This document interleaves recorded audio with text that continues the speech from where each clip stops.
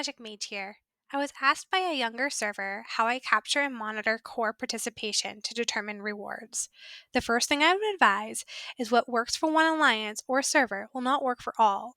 In my initial server, for many months, we played within one kingdom, one alliance. The way I monitored data in this server is slightly different than how I monitored and captured data for my alliance in server 225, primarily because of the size of the server.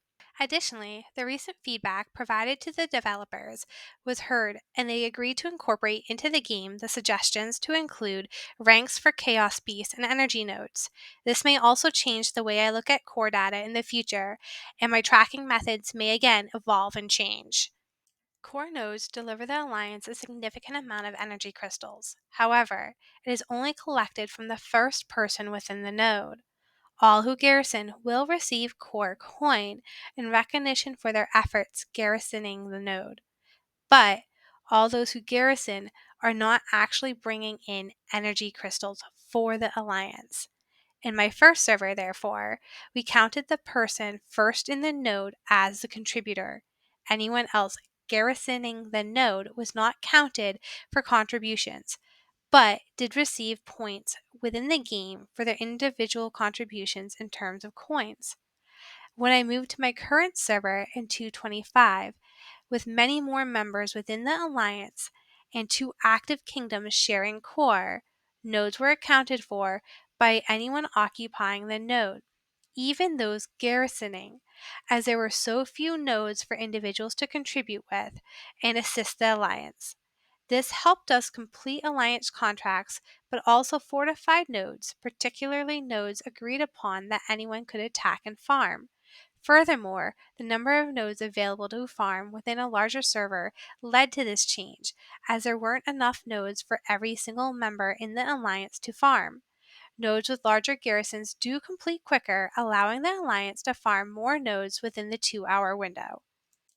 Regarding relics and the World Heart, there's 3 pieces of data I collect. The first is the members who are presently online before and after the relic and World Heart is taken. The second is the wall and garrison totals before and after occupying these structures. The third is an actual video footage of the battle so I can observe who is attacking and the frequency. This allows me to see some of my smaller members' participation. The new 2.6.6 optimization regarding new wall destruction and garrison defeated rankings may alleviate the need to perform the prior steps outlined. Additionally, the optimization in 2.6.6 update announced January 20th with an anticipated release date of January 25th, 2024 of checkpoints and city declaration war permissions, in addition to the Alliance contract signing permissions, will hopefully take some of the added burdens off of R6 and R5 leaders during the Contention of Relics. Upon successfully capturing a city or relic, I will then save the emailed reports of the top 10 members' contributions to the wall and garrisons. Throughout COR, I have an alliance chat for members to send locations of nodes occupied and KSB defeated reports. When COR ends, I remind members to send reports of nodes occupied and Chaos Beast kills so their participation can be outlined and counted for if the report was not submitted within the game chat. It is always important to remind members to save copies of these reports in case their contribution markers are missed and can therefore upload them or share them within the game or Discord. Every 2 hours, myself or a fellow leader will check each reported occupied node our members have posted within the Alliance chat that they are currently farming. Additionally, we will review the records of the Chaos Beast reports shared, outlining those that were killed. When busy, many times I will copy and save the participating images and later upload that data to an Excel spreadsheet so the data is not lost. Remember, when farming energy nodes and killing chaos beasts, members are often giving up other things, such as gathering resources, killing gnomes, defeating bosses, and participating in different games to grow and develop. This participation, especially for free-to-play members, will utilize much of their action points, troops, and resources. Therefore, this information should not be overlooked and considered, beyond and above the destruction of garrisons and walls for the relics and World Heart. As a reminder, overall contributions within the rankings will not include energy cubes obtained while farming energy nodes, so please be cognizant of this. Additionally, I will also monitor alliance contracts and who is aiding in completing these, as many times is also utilizing resources of the participant who is helping the alliance gain these rewards.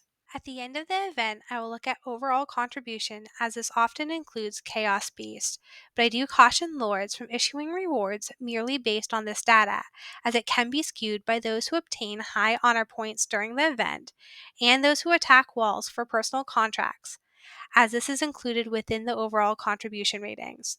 Additionally, please be aware, should a member leave and re-enter the alliance, their contribution ratings will reset upon entering the alliance and only reflect what was accrued upon their return.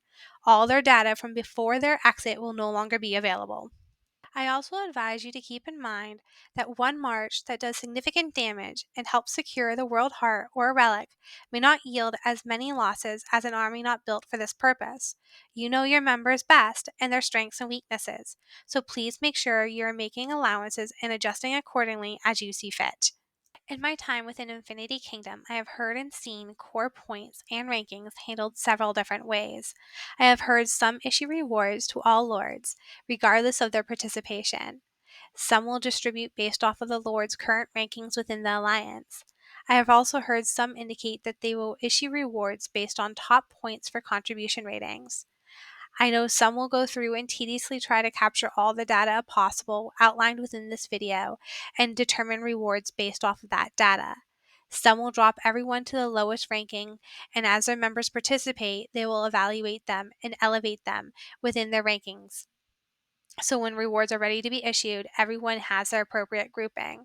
I've also heard of some alliances looking at the core participation, but also looking at overall participation within alliance games and events and issuing core points as accordingly. Furthermore, I know some alliances determine rewards based on overall participation within the alliance, looking at overall alliance technology donations, participating and aiding others in the alliance games, overall activity, and communicating within game chats to support members in their growth.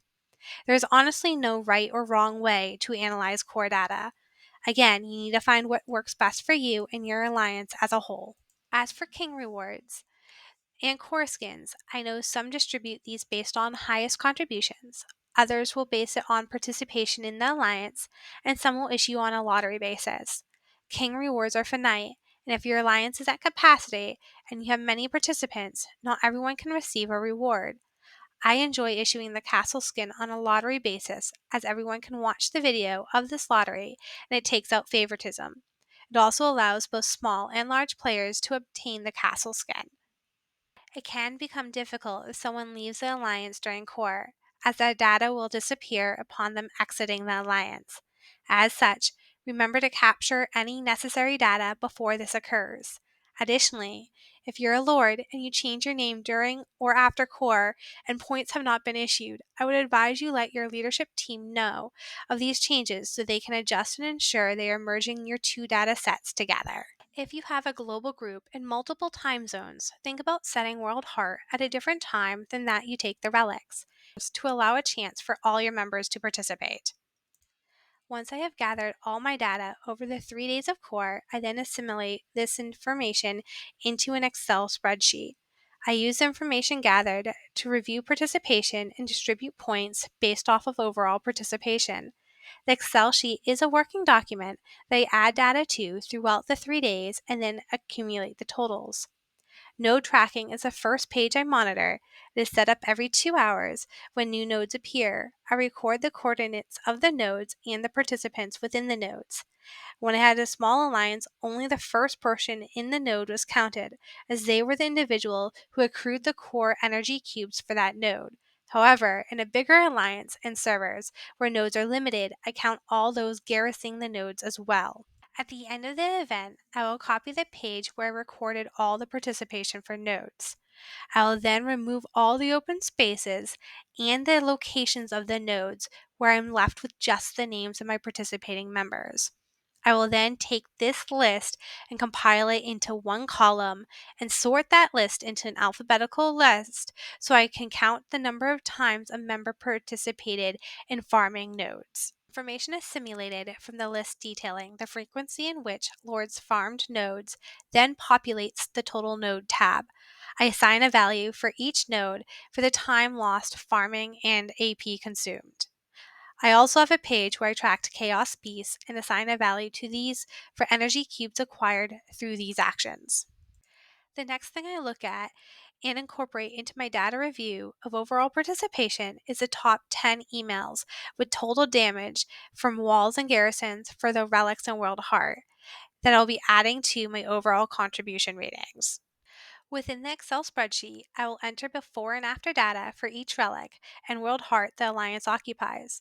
If the Alliance occupies multiple relics simultaneously, I will correlate this data together within one report. I will subtract the total amount from the wall and garrison contributions from the contributions reported after each event. This allows me to tease out any points assumed via personal contracts or occupying cities outside of COR. These are then totaled together for overall damage. Each of these totals are pulled together in an overall contribution tab. I will then copy the total participation and paste that in the next column using Control Alt V, which is paste. I then will select value to clear all the coded formulas from my Excel sheet and copy that and the member list into a final totals page. I will sort that list from largest to smallest and assign rankings from there. Coins and king rewards are then distributed based off of participation within these total rankings. Regarding the Castle Core skin, I will place all players who do not currently hold the core skin into a lottery where I have an automated computer system pull the individual's name. This helps ensure fairness for all members, both free to play and pay to play members, to afford them a chance to win the skin should they participate in the event fully. Please remember to like and subscribe if you enjoyed this content.